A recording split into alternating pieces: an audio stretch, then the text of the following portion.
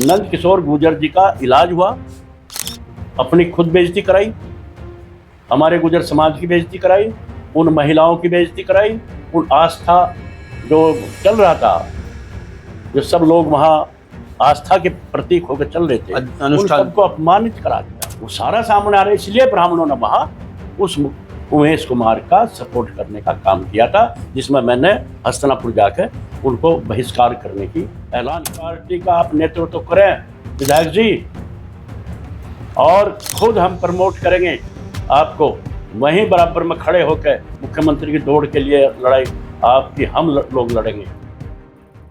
धार्मिक अनुष्ठान और लगभग 11,000 महिलाओं के सर पर मंगल कलश, कथा का आयोजन, क्षेत्रीय विधायक, बाद इसके पुलिस की बर्बरता, कपड़े फट जाते हैं, कथा चल रही है, विधायक जी फटे हाल उन कपड़ों में कथा के बीच में, और तमाम उन गतिविधियों को शामिल हो रहे हैं जिनमें एक विधायक को या माननीय को होना चाहिए, क्योंकि लोकप्रिय विधायक है नंद किशोर गुर्जर जी। मैं बात कर रहा हूँ लोनी की। लोनी में कथा चल रही है, तमाम जो वाकया सामने आया है वो सभी उससे जो रूबरू हैं, और आखिर वजह क्या रही है इस पर बात करेंगे। नमस्कार, आप देख रहे हैं GD न्यूज़ और मैं आपका साथी, आपका दोस्त अनुज प्रताप सैनी। वाकया लोनी का, उत्तर प्रदेश के लोनी का, और लोनी में धार्मिक अनुष्ठान में हजारों मंगल कलश की यात्रा, शोभा यात्रा, बाद इसके परमिशन है या नहीं है उसको लेकर विधायक जी कह रहे परमिशन ली गई थी, और पुलिस का कहना है कि परमिशन नहीं है। बर्बरतापूर्ण व्यवहार, कपड़े फट जाते हैं, तमाम लोग देख रहे हैं सोशल मीडिया के माध्यम से और दूसरे मीडिया के माध्यम से लोग बाग देख रहे हैं। इस तमाम वाक़े पे बात करेंगे, चर्चा करेंगे। GD न्यूज़ के साथ में पथिक जनशक्ति पार्टी के राष्ट्रीय अध्यक्ष चौधरी वीरेंद्र जी है। वीरेंद्र जी, आपका बहुत बहुत स्वागत है GD न्यूज़ में। आपका भी, आपके चैनल का बहुत बहुत धन्यवाद, बहुत बहुत स्वागत। जिस तरह का वाकया सामने पेश आया है, मंगल कलश लेके मंगल आरती, मंगल गायन करती हुई महिलाएं जा रही है, शोभा यात्रा हो रही है, मंगल आयोजन किया जा रहा है, धार्मिक अनुष्ठान किया जा रहा है, माननीय विधायक नंद किशोर गुर्जर जी की अगुवाई में सारा कार्यक्रम हो रहा था। परमिशन है या नहीं है अलग विषय हो सकता है, लेकिन जिस तरह बर्बरतापूर्ण है व्यवहार किया गया माननीय के साथ, कैसे देखते हैं, क्या कहना चाहेंगे? देखिए, जिस तरह का सारा वाक़या हुआ है, आपने भी विस्तार पूर्वक बताया है, ये बड़ा ही निंदनीय, अफसोसजनक वाक़या हुआ है।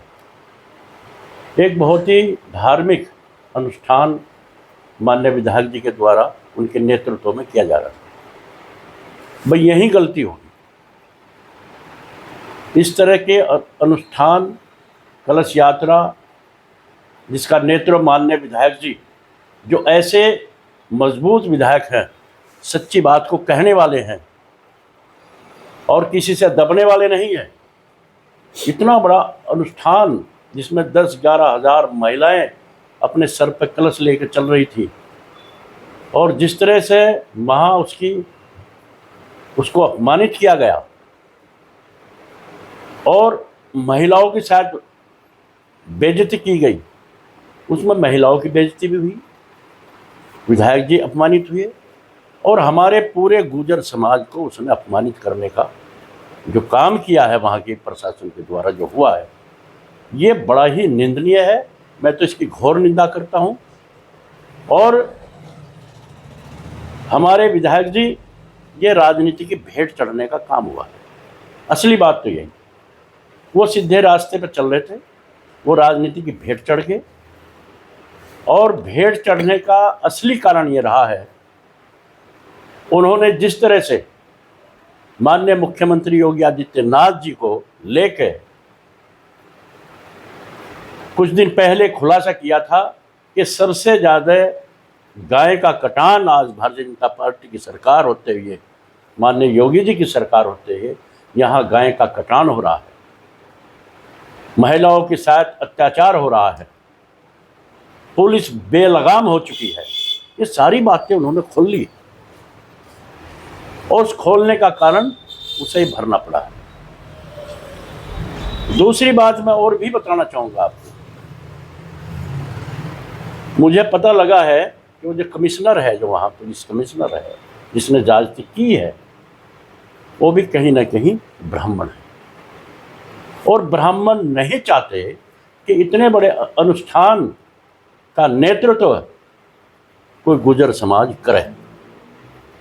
वो करना नहीं, उनको ये ठेस लगी है कि इतना बड़ा अनुष्ठान जो ब्राह्मणों को करना चाहिए था, वो एक गुजर समाज का विधायक कलश को सिर पर लेकर चल रहा है, नेतृत्व कर रहा है, वो उनको बर्दाश्त नहीं हुआ। यही कारण रहा है कि उनको अपमानित किया गया, जानबूझ के अपमानित किया गया। नहीं तो परमिशन हो ना हो, शांति प्रिय ढंग से कलश यात्रा जारी है, कोई किसी को उससे दिक्कत नहीं है। ना अनुशासन भंग हो रहा है, ना व्यवस्था खराब हो रही है, लेकिन फिर भी जानबूझ के तमाम महिलाएं तो अनुशासन को तो विषय बनता ही नहीं है, बनता ही नहीं है। उसमें पुरुष बहुत कम थे, हाँ। टोटल महिलाएं मंगल कलश लेके चल हाँ। रही है, तो कोई भगवान का नाम ले रहे, राम मंगल गायन कर रही है, मंगल गायन कलश कर रहे, वो तो फूलों की वर्षा होनी चाहिए थी उन पे। लेकिन जिस तरह से बर्बरता हुई नहीं, है, योगी बाबा कराते हैं, लेकिन वहाँ तो नहीं कराई, वहाँ तो जो पिटाई करा दी, वहाँ तो कपड़े फटवा बहुत दिए। बहुत बुरा किया गया है। ये भारतीय जनता पार्टी जब कबाड़िए चलते हैं, तमाम हेलीकॉप्टर से चलती है, वर्षा होती है, पुष्प वर्षा होती है, लेकिन वहाँ पे लोनी में तो जो है कपड़े तक फट गए विधायक जी के। ये भारतीय जनता पार्टी का पतन है, योगी जी का पतन है। ये शुरू हो गया था उसी दिन से, जिस भगवान के नाम को लेकर, जिस सनातन धर्म के नाम को लेकर ये पार्टी आई, जो हिंदू हिंदू करके पार्टी आई, और वहाँ उन्होंने सारी बखिया उधेड़ दी। पूरी दुनिया ने देखने का काम किया, और सभी को, चाहे वो विपक्ष वाले हों चाहे पक्ष वाले हों, वहाँ तो मुस्लिम समाज के लोग भी उस यात्रा पे फूल बरसाने का काम कर रहे थे। सबको दुख हुआ है और सबकी आत्मा रोई है, जिसका फल यहाँ के मुख्यमंत्री को, यहाँ की भाजपा को भरना पड़ेगा। हाँ, तो लोकप्रिय विधायक है तो तमाम लोग उनका यह स्वागत कर रहे हो तो समझिए। लेकिन एक बात आपने उठा दी है, फिर से चर्चा उठा दी है, आपने उठाई है खानपुर विधायक और प्रणव सिंह के विषय में भी आपने कहा कि बहिष्कार किया जाता है ब्राह्मण समाज का। उस बात को लोग भूले नहीं है, आपने फिर एक नया सगुफा छोड़ दिया है कि ब्राह्मण कमिश्नर है, उसने ये बात बर्दाश्त नहीं की। क्या ब्राह्मण विरोधी हैं या सच में ऐसा वो मामला है? ये तो आपके सामने है। बहिष्कार तो आपने कर ही दिया ब्राह्मणों का। बहिष्कार करने का कारण मैं आपको बता रहा जी, बहिष्कार करने का नहीं, लोनी तक लेके चले गए ना उस बात को आप। लोनी तक भी वही है। मिर्जापुर गाजीपुर जो लड़के का मर्डर हुआ है, वो भी वही कारण है। हमारी ऐतिहासिक लंढोरा रियासत, वो भी वही कारण है। ये तो सामने सबके आ गया कि माननीय हमारे विधायक जी एक इतना बड़ा अनुष्ठान करने जा रहे थे, जिसका लाभ कहीं ना कहीं पार्टी को हो रहा था, सनातन धर्म को हो रहा था, लेकिन वो ब्राह्मणों को पच नहीं पाया कि हमारे जिस काम को हमें करना था, उस काम को एक विधायक गुजर समाज का अनुष्ठान करने जा रहा है, कलश यात्रा सिर पर लेकर जा रहा है, वो बर्दाश्त नहीं हुआ। और कमिश्नर कहीं ना कहीं ब्राह्मण था, इसलिए उसने इतना बड़ा अत्याचार किया। मैं और बता रहा, लंढोरा रियासत, ऐतिहासिक लंढोरा रियासत, कहीं ना कहीं जिस विधायक के द्वारा वहाँ आग लगाने की बात की, जिस विधायक के द्वारा वहाँ लात मारने की बात की, पिस्टल दिखाने की बात की, एक ऐसी ऐतिहासिक धरोहर पर जहाँ हजारों लाखों माताओं का, हमारे महापुरुषों का खून का कतरा कतरा उसमें समाया हुआ है, वो काम किया, और ब्राह्मण समाज ने उसका साथ देने का काम किया। ये शर्मनाक बात है। उनको मालूम था, अगर जिस तरह से वहाँ ऐतिहासिक चीज का, ऐतिहासिक धरोहर का उसमें एक जिक्र आया है, उसका बात आई है, ऐसा ना हो इतिहास के पन्ने खुलने शुरू हो जा, इतिहास के। और इतिहास के पन्ने जिस दिन खुलेंगे, जिस दिन जिस तरह से अब चल रहा है देश में, इतिहास के पन्ने खुलने जा रहे हैं, और जिस दिन इतिहास के पन्ने सारे खुलेंगे तो सबको पता लग जाएगा कि देश को आज़ादी कराने वाले कौन थे और उनकी अंग्रेजों की और मुगलों की दलाली करने वाले कौन थे, उनके चाटुकार कौन थे, अब सारा सामने आ रहा है। वो सारा सामने आ रहा है, इसलिए ब्राह्मणों ने वहां उस उमेश कुमार का सपोर्ट करने का काम किया था, जिसमें मैंने हस्तिनापुर जाकर उनको बहिष्कार करने की ऐलान किया है। वो आपको लोनी विधायक के द्वारा वो सामने आ गया।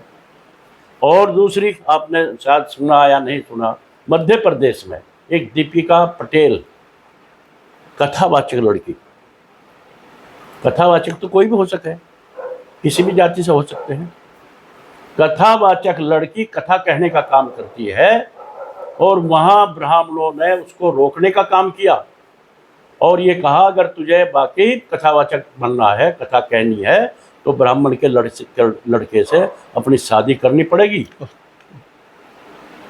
मैं दिखा दूंगा आपको, सारा आपके सामने है या नहीं है। ब्राह्मण के लड़के शादी करनी पड़ेगी, तब जाकर ब्राह्मण बन पहले और तब कथावाचक करिए। ये लड़की ने रिपोर्ट करी, उसके घर वालों ने रिपोर्ट करी, उन्होंने उन्हें ब्राह्मणों ने मारने की धमकी दी। वो सारा का सारा हुआ क्या मध्य प्रदेश में हुआ। कि जाति है कि जाति नहीं, जाति है कि जाति नहीं। हाँ, जाति के चंगुल से लोग बाहर नहीं निकल रहे, चाहे वो कौन नहीं निकालने दे रहा, ब्राह्मण समाज नहीं निकालने दे रहा।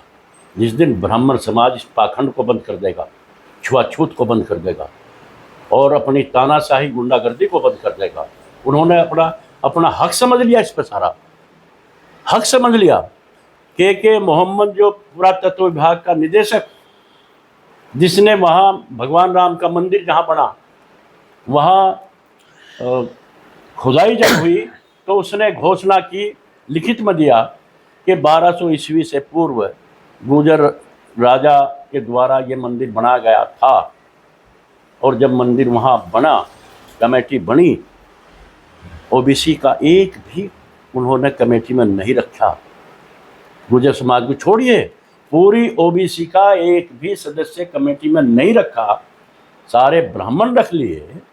क्या कहोगे साहब? अब ये चलने वाला नहीं है, बहुत हो चुका, अब ये चलने वाला नहीं है। पूरा समाज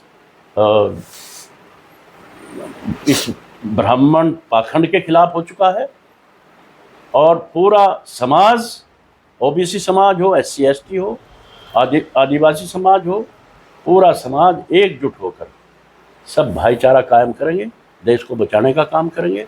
भगवान सबका है, ईश्वर सबका है, सभी अपने अपने तरीके से प्रार्थना कर सकते हैं, लेकिन ये जो रोकने का काम ज़बरदस्ती कर रहे हैं, मारामारी का काम किया है, ये छोटी बात नहीं है, ये सब सामने आने वाली बात है।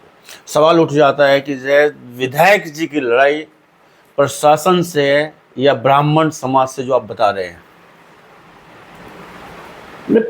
देखो, विधायक जी भारतीय जनता पार्टी के विधायक हैं,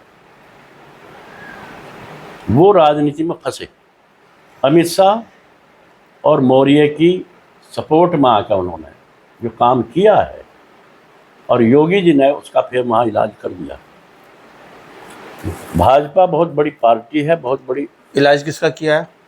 विधायक जी का इलाज कर दिया भाई।